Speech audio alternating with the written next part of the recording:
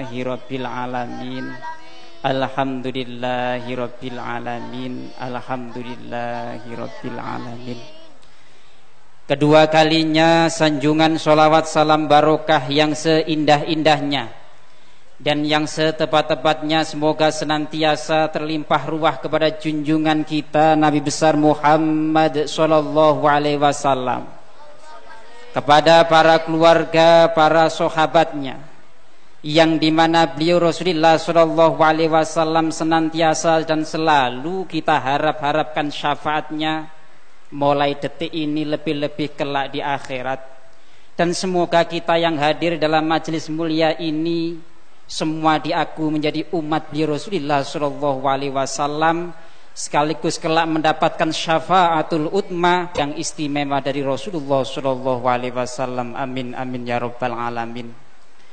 Ketiga kalinya salam mahabbah semoga senantiasa limpah ruah kepada seluruh kekasih-kekasih Allah, waliyullah min awalihim ila akhirihim, khususnya kepada beliau hadrati Ghausiyat zaman wa awanihi wa sairi awliyaillah radhiyallahu ta'ala anhum, dengan penuh iringan harapan semoga para beliau-beliau yang kami sebut di atas tadi, khususnya beliau Rasulullah sallallahu alaihi wasallam wa Ghausiyat zaman radhiyallahu an senantiasa dan selalu memberikan jangkungan doa restu, sehingga kita yang hadir khususnya kanak-kanak ini senantiasa dijadikan oleh Allah sebagai anak-anak yang sholihin, sholihat, yang senantiasa kelak menjadi generasi penerus perjuangan, khususnya perjuangan fafirru ilallah wa rasulihi sallallahu alaihi wasallam. Amin amin ya rabbal alamin. Para rawuh, para hadirin hadirat yang sangat kami muliakan, tadi dalam sambutan kita sama-sama telah mendengarkan bahwa semuanya diajak untuk betul-betul memperhatikan khususnya masalah pembinaan terhadap kanak-kanak. Niki mari bersama-sama kita angan-angan dawuh dari Rasulullah sallallahu alaihi wasallam, laisa minna malam yarham soghirona walam yuhakir kabirona. Bukan termasuk golonganku, kata Rasulullah, bahkan bukan termasuk umatku kalau ada orang tua yang tidak sayang terhadap anak, anak yang tidak muliakan kepada orang tua. Kanjeng Nabi niku sedih kalau ada zaman yang dimana orang tua niku mboten sayang dumateng anak, anak niku mboten mulyakno dumateng wong tuwa. Bapak Ibu, anak niku awak sampean sing nomor kalih. Anak sampean niku jane nggih awak kula panjenengan para bapak ibu. Makanya Rasulullah selalu bersabda, akrimu auladakum, akrimu auladakum. Muliakanlah anak kalian semuanya. Lek mulyakno anak niku jane padha karo mulyakno awake dhewe. Para hadirin, para rawuh sedaya ingkang sanget kula mulyakaken. Kenapa kok kita harus memuliakan anak? Kenapa kok kita harus memperhatikan anak? Soale urip ten donya niki kula panjenengan urip gentenan. Sakniki kula panjenengan nuntun anak, sumben genten dituntun anak. Sakniki panjenengan mriksakno anak, sumben kula panjenengan genten dipriksakno anak. Sakniki anak ngenger melok tenggene kula panjenengan orang tua, tapi kelak kita yang ikut kepada anak.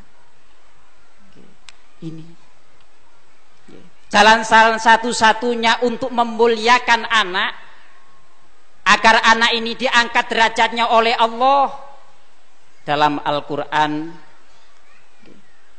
didawuhkan oleh Allah Subhanahu wa ta'ala, surat Al-Mujadalah, yarfa'illahu allazina amanu minkum wallazina utul ilma darajat. Allah senantiasa mengangkat derajatnya seseorang, yang dimana seseorang itu hidupnya selalu diisi dengan keimanan, selalu diisi dengan ilmu.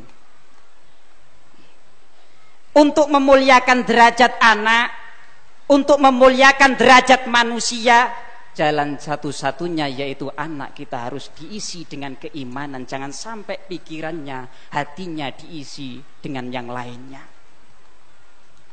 Sakjane nyuwun sewu anake sinten mawon ku jane padha. Tergantung isinya masing-masing.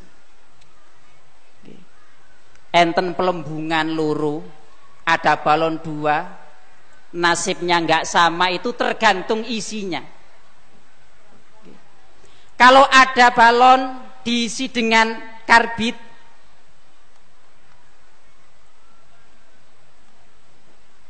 itu akan hidupnya itu akan terus meninggi terus. Direndahkan itu tidak bisa. Kalau balon itu maaf diisi hanya udara saja, walaupun diangkat-angkat, dinaik-naikkan, tetap tidak akan bisa mulia. Ini. Oleh karena itu, cara Allah memuliakan hambanya kalau hamba itu senantiasa mau diisi hidupnya dengan iman dan dengan ilmu. Makanya di sini perlu kita perhatikan, di sini ada istilah lafadz utul ilma, diberi ilmu. Jadi yang mulia itu bukan yang mencari ilmu, tapi yang diberi ilmu. Maknanya apa? Ketika dia mencari ilmu senantiasa lillah billah, senantiasa tidak merasa mempunyai daya dan kekuatan apa-apa, senantiasa merasa bodoh walaupun dia punya ilmu. Akhirnya ilmu yang masuk dalam dirinya itu menjadi ilmu yang mulia. Makanya para nabi dan para rasul itu tidak pernah mencari ilmu, tapi karena beliau ini senantiasa merasa tidak punya apa-apa, merasa butuh, merasa benar-benar lemah, merasa tidak punya daya apa-apa, akhirnya oleh Allah dikirimi ilmu, diberi ilmu oleh Allah Subhanahu wa taala. Oleh karena itu kita di sini dibimbing oleh beliau mu'alif sholawat wahidiyah, diberi ajaran lillah billah, lirasul birasul lil ghaus bil ghaus. Mungkin ini perlu saya sampaikan sedikit, walaupun ini sering kita dengar lillah billah, tapi tiada salahnya dalam masalah ini karena sangat pentingnya pengeterapan lillah billah. Kalau semua yang hadir dalam majelis ini terlepas dari lillah dari Allah, diciptakan Allah sebab jasa Rasulullah Shallallahu Alaihi Wasallam. Ini harus kita sadari betul di dalam hati kita. Makanya kehadiran Rasulullah ini sebenarnya rahmat bagi kita semuanya. Inna arsalnaka lil alamin. Sesungguhnya tidak aku mengutus engkau Muhammad kecuali menjadi sang rahmat, menjadi pembawa rahmat bagi seluruh alam. Dalam hadis beliau mengatakan innama ana rahmatun muhda, sesungguhnya aku ini rahmat yang dihadiahkan untuk umat. Ini sebenarnya kehadiran Rasulullah ini adalah membawa keberkahan, membawa rahmat bagi kita. Oleh karena itu sekarang kita bisa atau tidak merasakan rahmatnya Rasulullah? Bisa apa tidak hati kita merasakan bahwa kita saat ini mendapatkan syafaat dari Rasulullah? Dan ini oleh karena itu beliau mu'alif surat wahidiyah membimbingkan kepada kita untuk senantiasa hati kita untuk mengeterapkan lillah billah, lirasul birasul, dalam rangka kita senantiasa rasa mahabbah cinta kita kepada Allah dan Rasulnya. Kita sebenarnya ya maaf, kalau lillah saja, kalau billah saja ini kurang cukup. Kalau tanpa lirasul birasul, kita bersyukur kepada Allah itu kurang sempurna. Maka ada hadis mengatakan, "Paman lam yasnas lam yaskurillah." Barang siapa yang tidak bisa syukur kepada orang-orang yang menjadi datangnya kenikmatan tersebut, maka orang itu belum bersyukur kepada Allah. Walaupun kita sudah lillah billah, kita itu belum bersyukur kepada Allah Subhanahu wa taala tanpa adanya li rasul bi rasul. Kalau kita belum syukur kepada Allah, maka dalam Al-Qur'an la in syakartum la azidannakum wa la in kafartum, apabila engkau mengkufuri tidak bisa inna adzabi lasadid, maka siksa Allah ini akan datang. Ini maka terus beruntun datang ini karena kita itu masih kurang sempurna pengatrapan kita, para hadirin. Sebenarnya yang terjadi kemelut dan lain sebagainya, dekat di moral, kerusakan yang ada di muka bumi ini yang menimpa kepada seluruh orang, ini sebenarnya akibat mereka itu adalah menjadi korban dosa-dosa kita, para hadirin hadirat. Ya untung saja karena dunia ini masih ada biohufiyah zaman, senantiasa bertawajuh, yang siang malam memohon berdoa kepada Allah Subhanahu wa taala untuk kemaslahan umat. Maka siksa Allah yang akan diturunkan di muka bumi ini ditunda oleh Allah Subhanahu wa taala. Ini berkat doa dari beliau Husyata zaman radhiyallahu an. Makanya dalam bait, di bait itu ada satu bait mengatakan ahlu baitil mustafa zuhuri hum amanul ardi fadzakiri. Maka ingatlah, sesungguhnya ada dari anak cucu Rasulullah yang diangkat oleh Allah sebagai amanul ardi, sebagai keamanan bumi. Ini tiada lain dan tiada bukan adalah beliau tiada zaman radhiyallahu an, yang senantiasa berdoa siang malam memohon untuk umat kepada kita ini agar bala yang akan diturunkan ditunda oleh Allah Subhanahu wa taala. Bagaimana kita tidak prihatin dengan dunia ini, para hadirin hadirat? Sekarang itu kenakalan anak itu sudah merajalela. Anak durhaka kepada orang tuanya itu sudah mendunia. Murid durhaka terhadap gurunya ini sudah mendunia. Padahal satu saja orang yang durhaka terhadap orang tuanya, itu siksa Allah tidak menunggu kelak di akhirat yaumul qiyamah, tapi langsung diturunkan di muka bumi ini. Maka sebenarnya kanak-kanak ini adalah sebuah potensi yang kelak ini bisa menjadikan dunia ini baik dan tidaknya ini tergantung dari kanak-kanak.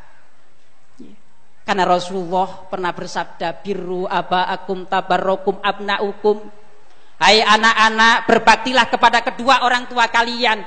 Niscaya kelak generasi penerusmu, anak turunmu akan menjadi anak yang baik-baik.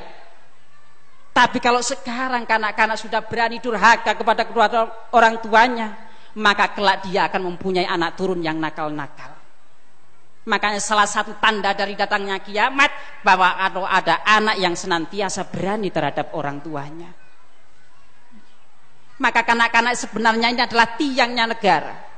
Kalau kanak-kanak ini betul-betul berbakti sama orang tuanya, maka keturunan kelak ini akan menjadi keturunan yang baik-baik, yang soleh-solihah.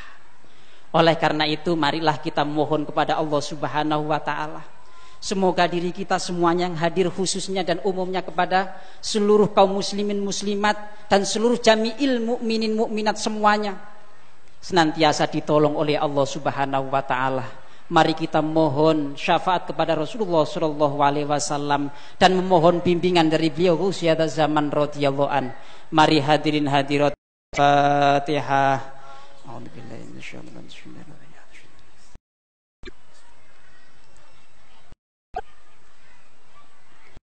Fatihah.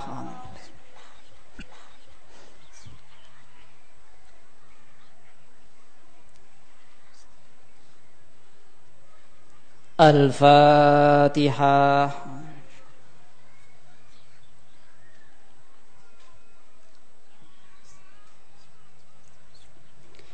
Ya syafil khalqi salatu wassalam alaika nurul khalqi hadal anam waslahu wa ruhahu adrikni faqad dhalamtu abada wa rabbini li ya sayyidi siwaka fa in tarudda kuntu sahson halika.